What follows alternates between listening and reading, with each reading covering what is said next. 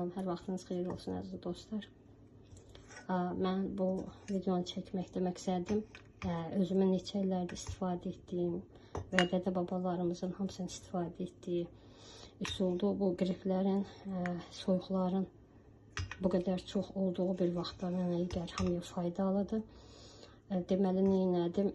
Malın zink sümüyünü aldım, qaynatdım. 10-15 saat ərzində vaxtım var idi. Axşamdan qoyuram, qaynadıram. Sonra qoydum soyuducuya. Soyuducuya qoyub bunun yağını yığıram ilk növbədə. Sonra isə artıq yağını yığandan sonra görün bunun hansı hala gəlib çıxır artıq. Bunu bu halda hər sabah götürürəm.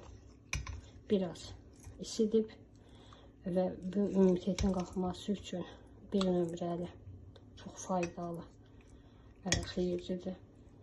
İnanın ki, bunda xəstələnməzsiniz, amma xəstələnsəz belə çox yüngül şəkildə götürəsiniz.